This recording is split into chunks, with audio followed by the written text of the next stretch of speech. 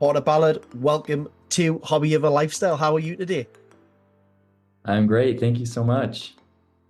Well, that's quite a humble entrance. Let's get into it straight away. You are a USA national champion, a three-time world champion, and recently have just come back from Paris. Yeah, that's true. I mean, I've been at it a long time. So I think I've been going now for 14 years. Wow, 14 years. Let's tell listeners and viewers exactly what is your hobby, what's your passion, what sport are we talking about? Yeah, so I am a professional jump roper, and I know you don't hear that very often, but that's what I've been filling my life with for the last 14 years. Wow. 14 years, long time to be taking part in a hobby or an activity. Like all podcasts, let's go back to the very beginning. As a child, where did you grow up and what were you into as a child? Yeah, I grew up in Rexburg, Idaho, here in the United States, and growing up, honestly, I always did have a passion for like stunts and flipping. When I was really, really little, we did like a gymnastics group as a family. And that's where I learned how to do like a cartwheel and a somersault. And Okay. I think that really helped me get the basics down. But I didn't get exposed to jump rope until I was 8. Okay. And my older brother was attending these jump rope clinics that are held at the local middle school. And I was like, oh, that sounds so cool. Do you mind buying me a jump rope? He said, yeah. So I handed him $5 and he came home with a jump rope. And I just practiced on my driveway for almost 2 full years. And I Really? was just going and going and going. There's this piece of paper that was hung in my dad's house for probably 10, 11 years. And it said, jumps in a row, 184, Porter, important, please don't throw away. And then I wrote how old I was. I was like, I'm 8 years old. And Wow. that was on my dad's kitchen cupboard for years and years and years. And that's how it all started. I mean, it's so interesting to see you were kind of 8 years older and younger, but what was it that intrigued you about a jump rope? You know, it costs you $5. It's something so accessible. It shouldn't cost a lot of money.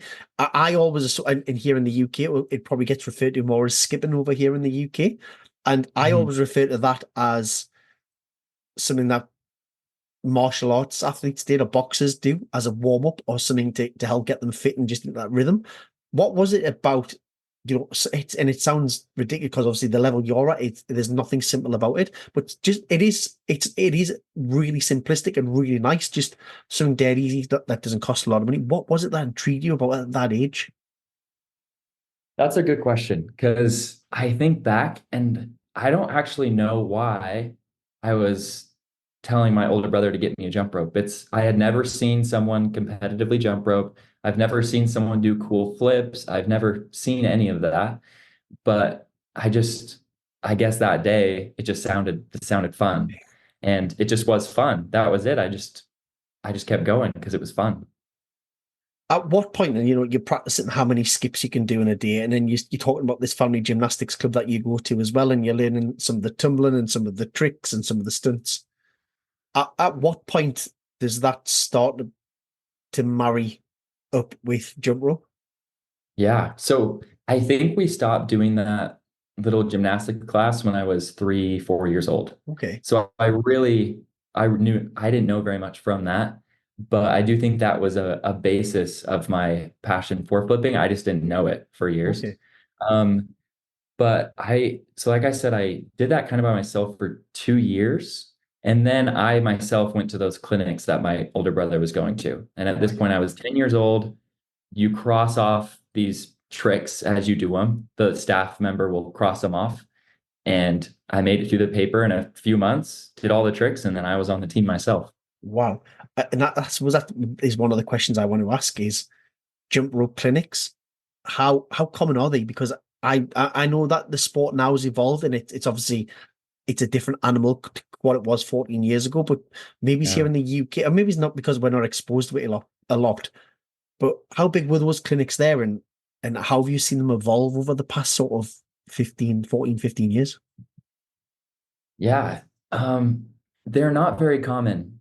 Even Yeah. still to this day, they're not as common as a lot of other sports. I mean, jump rope is still a niche for sure.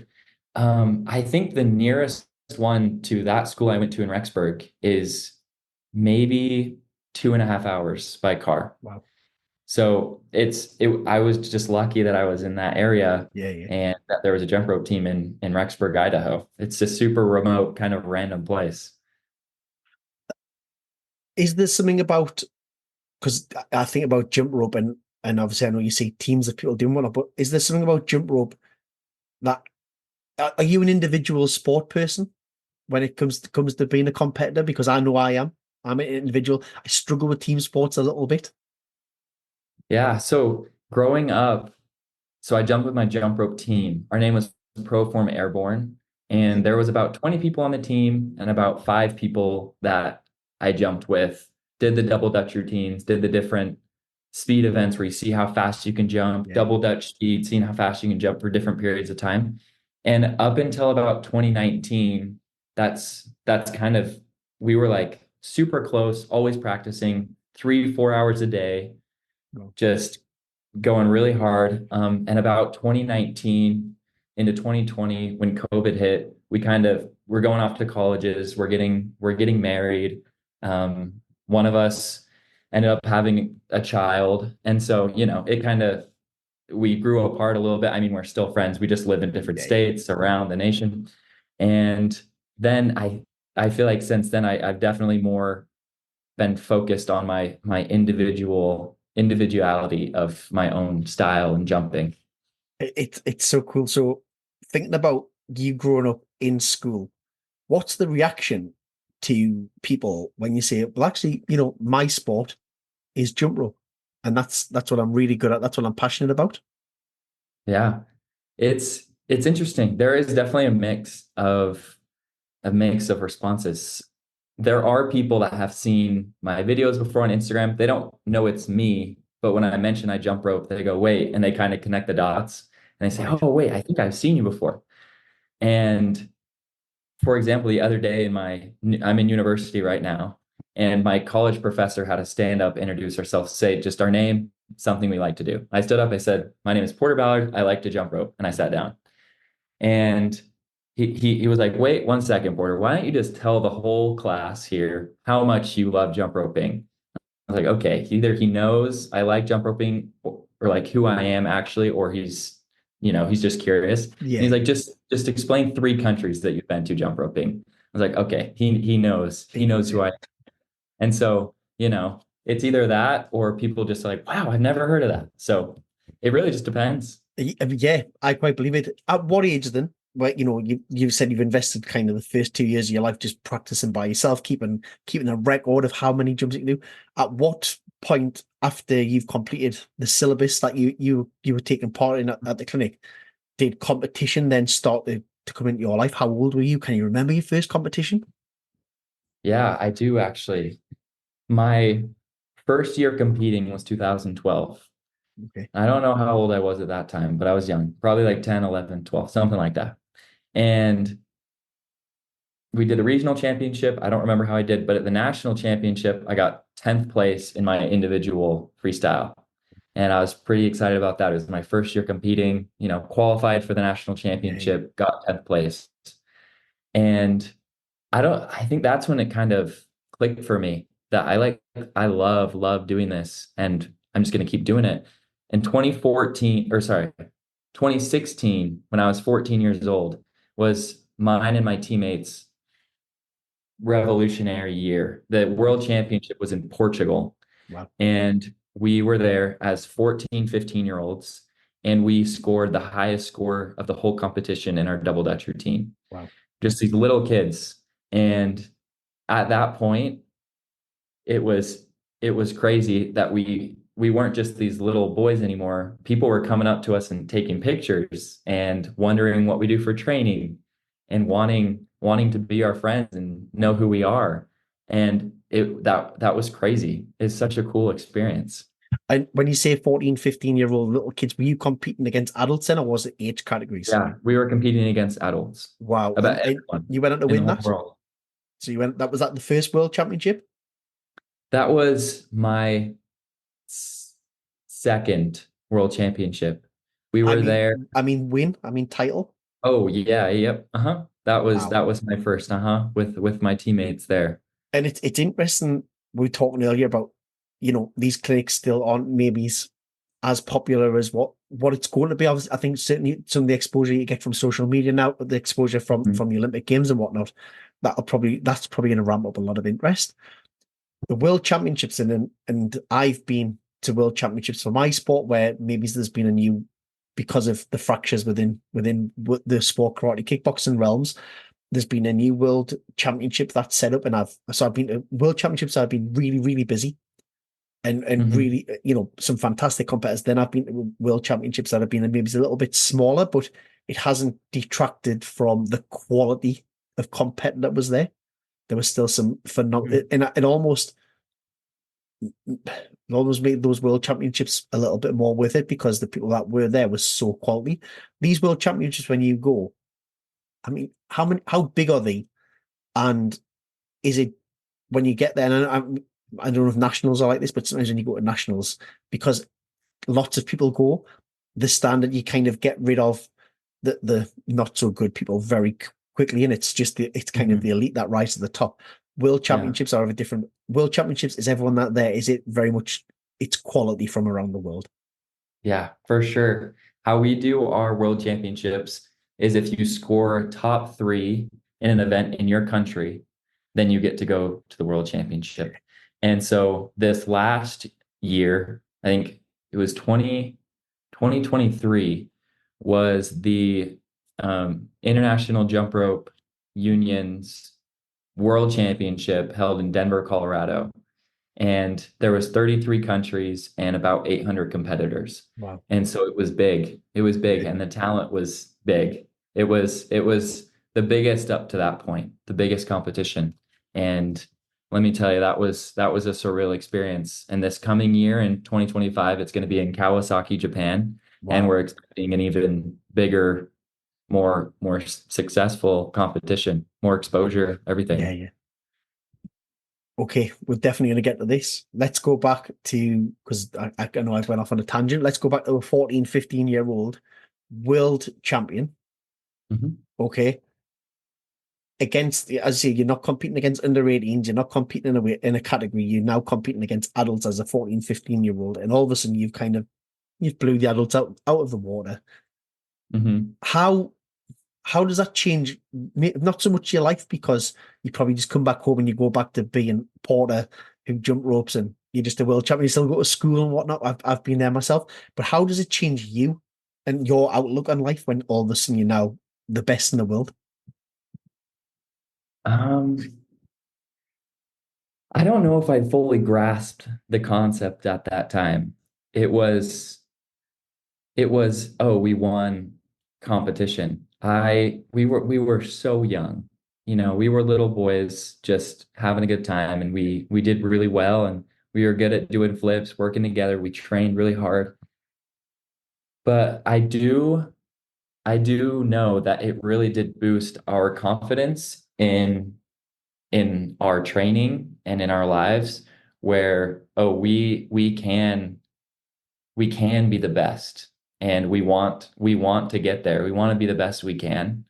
And throughout the next year, we trained even harder, did great at the next competition in Florida, and we kept going. We had a new vision. Like our vision was expanded. Our lenses were wiped and we could see kind of what the opportunity would be like. Can I ask then, you're going to world championships, you're competing this, you've got this new lens, you're looking at things very differently, you want to push yourself harder, which is really nice to hear because sometimes it's easy to win something and then not be as motivated because what's after winning a world championship? I suppose do you have that drive to push on and win more? But who's funding this? Is it Team USA who are funding this? Is it something that you have to fund yourself because it's a non-funded sport?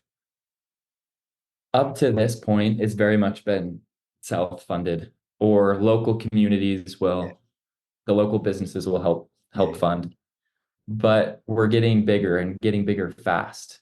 And for example, the Denver, Colorado World Championship that I was talking about, that was broadcasted on the Olympic Channel. It was the first sport to ever be on the Olympic Channel that's not an Olympic sport yet.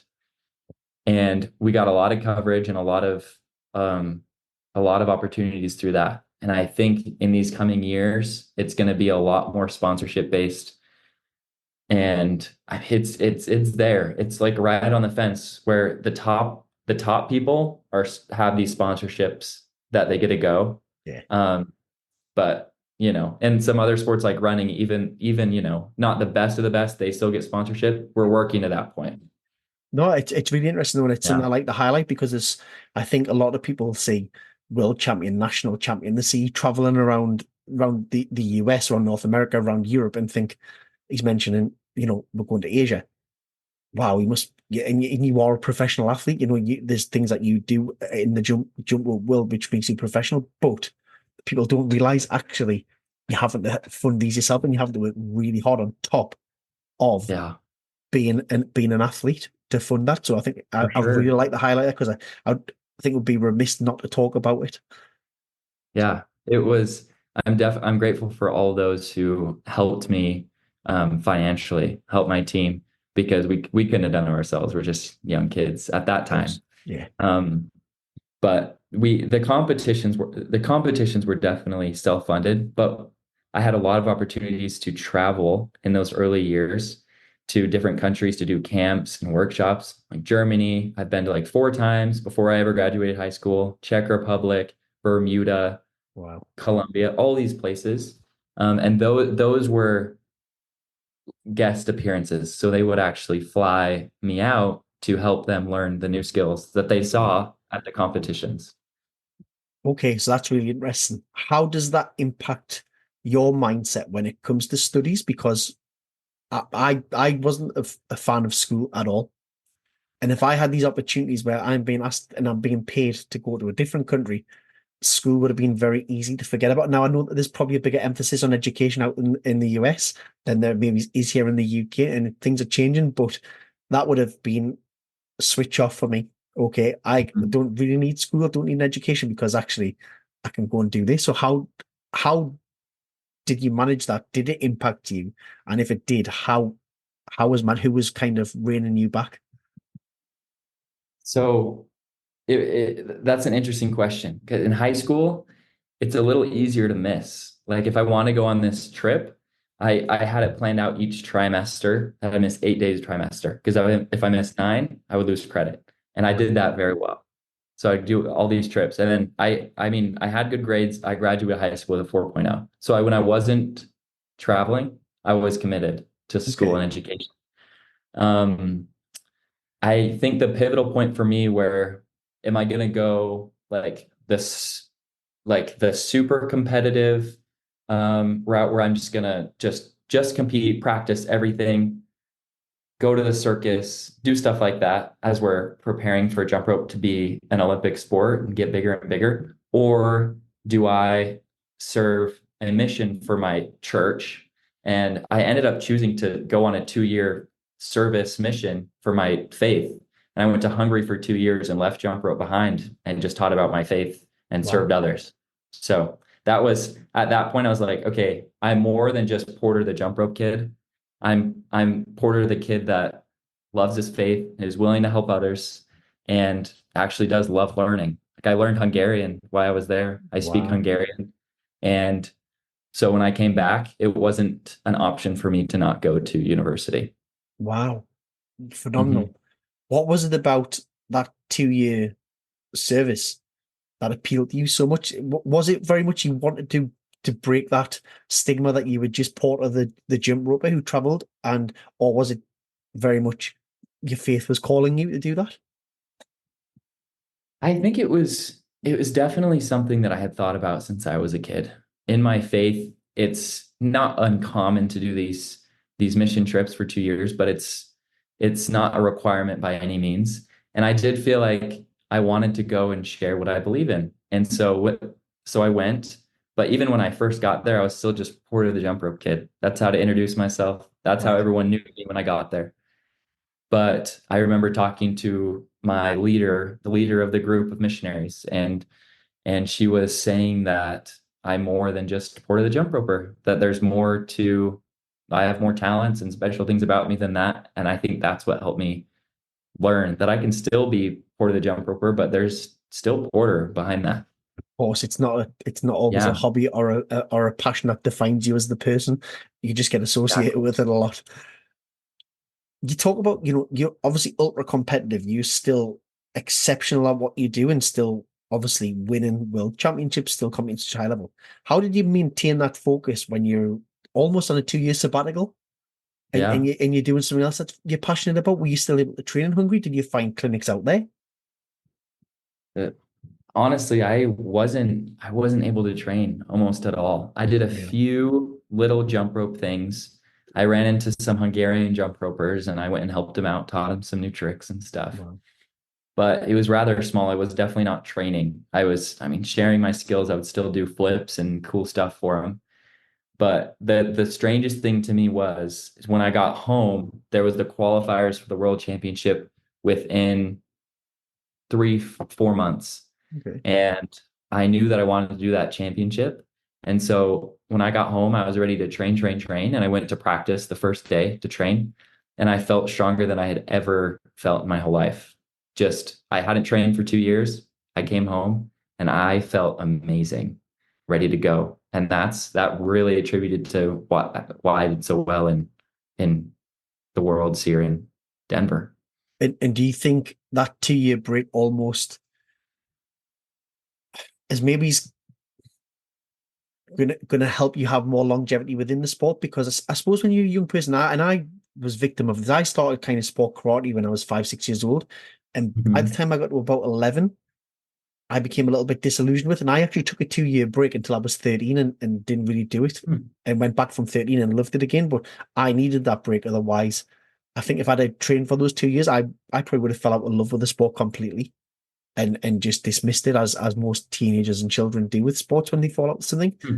Do you think that that 2 year breaks had a similar impact on you where, yes, you still loved it, but because you couldn't do it, that hunger was really burning when you got back and that desire was there? I definitely, the desire was there when I got home. There were moments where I pondered it while I was a missionary, if I wanted to keep jump roping, if I wanted to do these competitions, because it's almost like a full-time job to be training and doing all of this. And I decided that I do love it. And I put my heart and soul into it right as I got home and haven't stopped since. I've only been home about a year and a half, almost two Right. years. So I can imagine those competitors were over the moon when you went to Hungary for 2 years and then devastated when you came back to World Championship level within about 4 months. yeah, it was definitely a blessing for me. I felt very blessed to be in the state that I was strength wise. It was crazy. Did you see, because you had the 2 year break, did you see people who had been in the sport almost stop competing within that 2 year break because the toll it must take on the body, even at a young age? There were some jumpers who kind of stopped during that time. I think there's multiple reasons someone would stop. I mean, because it's not the biggest sport yet, the sponsorships are smaller, it's hard to maintain a job and do it. And I think that is probably the main factor. But there are jump ropers who are 34, 35 who are still kicking along, doing well. And Well, I hope I'm like them. yeah, just have to maintain it, manage the body well. Hmm. You came back after a 2 year missionary that you've been on, and then you went straight back in the World Championships, and you said you've done really well. Was that another win? I did not win, unfortunately. There was some there was a change in the judging system, and I didn't 100% understand that, and I didn't Okay, want to understand it because I didn't want to get rid of my style. So okay, I went out and I was Porter the jump roper, didn't conform to rules at all, and it's really hard to win if you do that.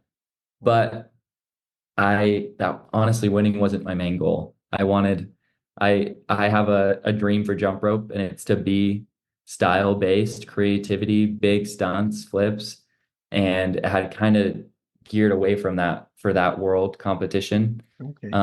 But I wanted to represent that.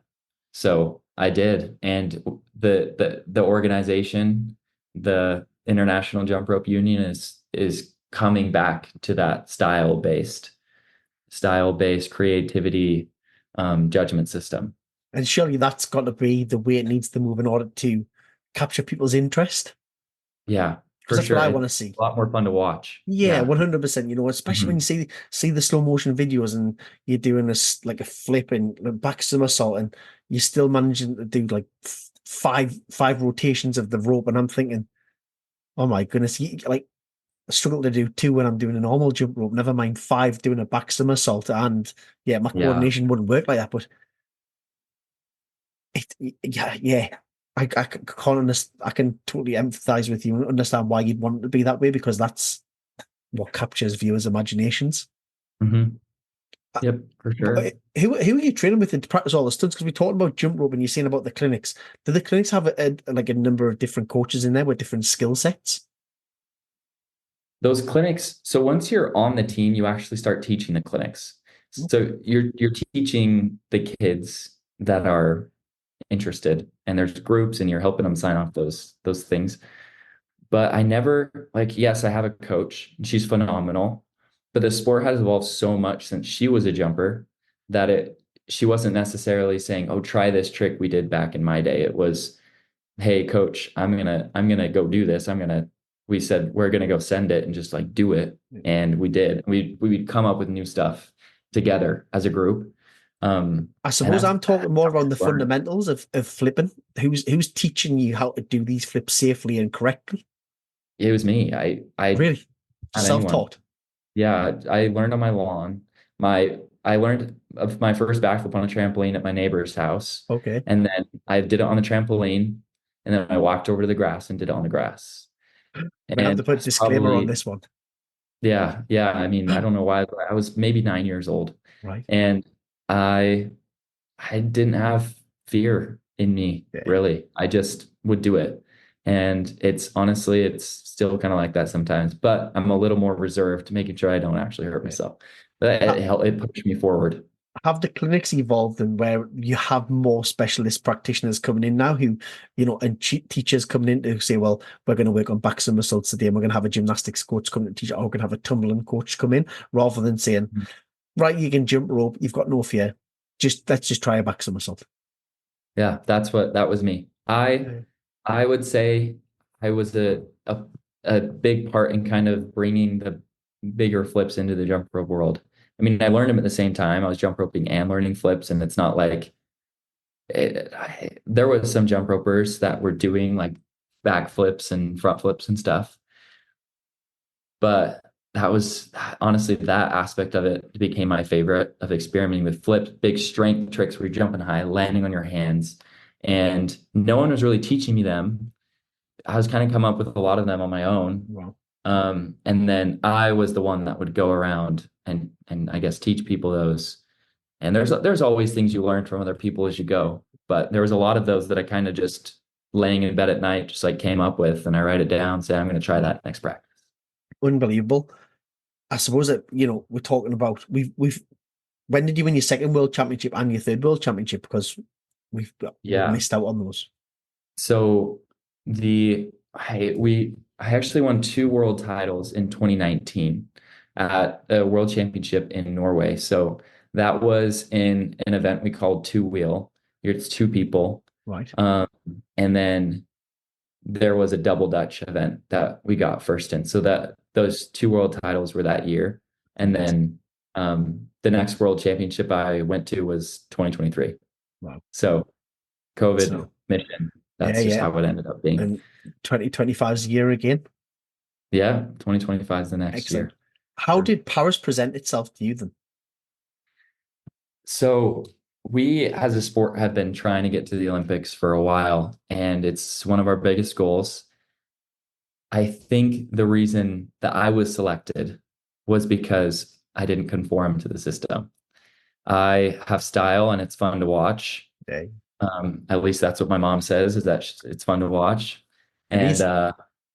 yeah, and once the opportunity arose from the Olympics talking to the Jump Rope Federation, and they needed jumpers, and they hand selected people to kind of go represent. We had 5, 6 of us from the US, 3 from Japan, 3 from Hong Kong, Wow. some from France. Yeah. It was an international group that went, and there was, I feel very special because there were many, many, many people around the world who were messaging saying, "Hey, like I'll catch a flight right now. Like, how do I come and join? Like, I want to join these performances. I want to help represent." And that's just not how it worked. It was a selective process. I mean, I I can't like really express how grateful I was that I was part of that. But I'm glad that I kept my style.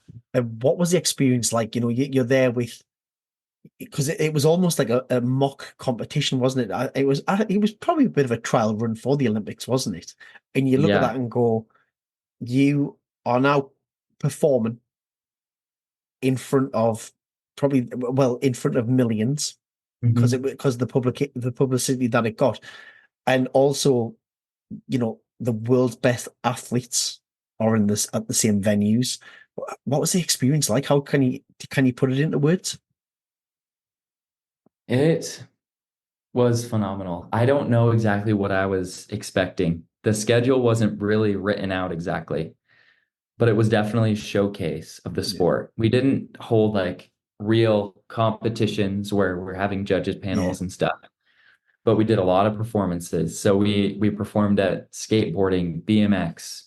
We performed at the Park of Champions where the Olympians received their gold medals right in front yeah. of the Eiffel Wow. Tower. Yeah, I've seen that And one. these are broadcasted on the Olympic channel. Yeah, Huge, but is very performance based jumping. So you do a trick, smile, get the crowd yeah, yeah. hyped.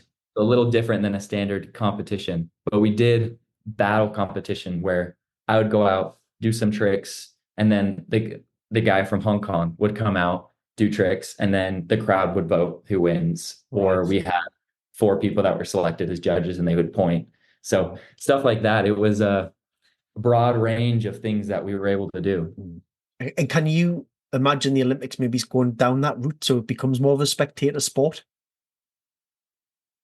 I hope so. So, when you watch a gymnastics routine, it's very formalized. They stand on the edge, they run, they tumble, they do some in between stuff. And I mean, people watch that and they love it. And that's kind of what jump rope competitions look like at this point. Yeah, So you go out, you jump for a minute 15 and you're doing all these cool tricks, hard tricks. It's fun to watch. Like, don't get me wrong.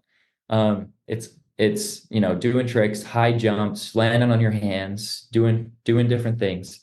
Um, but I feel like this is my personal opinion. My favorite kind of jump roping to watch yeah. is the battle type of competition. Like it's more similar to what the breakdancing has kind of become as That's well. what I had in my head. Yeah, and I suppose it Yeah. must be a really exciting period because, as you said, you're looking at the longevity of yourself within the sport, and you're probably not even in your prime yet when it comes to age. Hmm. I think the Olympics is starting to move away from the more traditional sports, and it is trying to engage a younger demographic. So I suppose it's Hmm. a, it's a really exciting period for your sport and for you personally at this moment in time. Exactly. Exactly. Yeah. I think we will definitely keep the formal side as well, where you create a routine and you perform it. And it's like your best tricks that you've perfected, ready to go for competition. Yeah. But spectator what that is phenomenal to watch. And videos from those competitions go viral all the time. That's kind of how sometimes that people like watching it. But the battle stuff for me is just so exhilarating. And I think as we show the sport to get to that point, that's one of the big things we need to promote. Big events where we'll do more of the battles so people can kind of understand like, wow, this is what people can do with a jump rope. Yeah, and I suppose if you think about the 2028 Olympics in your home country, that would be nice to be showcasing there. Yeah, yeah, I mean, I obviously we don't know the schedules yet, but it's a very, very high possibility we're going to be showcasing like we did in Paris. And there's a chance that I'll be one that's coordinating at this time. You know, the French team was coordinating in France, Okay. and it's going to be that. And then I'm really hoping that 2032 in Brisbane, they will select jump rope as one of their new sports. Amazing. That'll be phenomenal. Obviously, we've kind of hit on there what future plans for you look like, but it is very much, what does the future hold for you, Porter, moving forward? What are your aspirations? What are the dreams, whether it be within sport or just life in general? I I am a business major here at Brigham Young University in Utah. Um, it's business strategy. And so I'm learning how to solve business problems, grow business, all that stuff. And I love it. Like intellectually, that is what I strive for, is that level of education and professionality. I think that that is kind of what my life looks like. I'm really trying to incorporate jump rope with business. And recently I started a company called Hungarian Jump Ropes, and it's just about to launch. So it's just pre-orders right now, small Instagram page, 100 followers. And I'm hoping that I can combine my intellectual passion with my like stunt jump rope, just exhilarate adrenaline passion into one to Sounds amazing. to do that. And I have goals with that. Like I want it to be able to support my family. I want to figure something out where I can keep jump roping. And obviously I want to keep competing. That kind of is a no-brainer. I want to keep competing if I can. But incorporating it more into like the grown-up life of, oh, I like you need to make money and support yourself. So That's amazing. We ask everybody, what would your one piece of advice be to somebody who maybe wants to follow in your footsteps, or of just, again, life in general? that's a great question. Thank you so much. I would say that if you have a dream or a goal to do something, for me, I have a dream or goal to do a new jump rope trick. I imagine it in my head, a new flip, new jump rope trick, and I go, okay, I don't know why I wouldn't be able to do that. It sounds hard, but I believe in myself. And that kind of positive thinking leads me to actually being able to doing it. Even though no one's done it before, I convince myself mentally that I can do it. And I think that applies to so many things in life. If you have a positive thinking attitude towards something, whether it be school or your sports or anything, it's if you tell yourself that you can do it, there's no reason why you wouldn't be able to. So that's my advice. Just like keep going forward. I didn't know that I was going to be a professional world champion, competitive jump rope at the Olympics. No clue. I just picked up a jump rope because it was fun as a kid. And I just never set it down. I just kept going. And I think when someone finds that passion, you just go be the best. Like there's no reason you can't be. So that's my advice to all those who are coming up. Fantastic. Fantastic advice. Porter, thank you so much for your time today and for coming on Hobby of a Lifestyle. It's been an absolute pleasure. Thank you so much. I had a great time.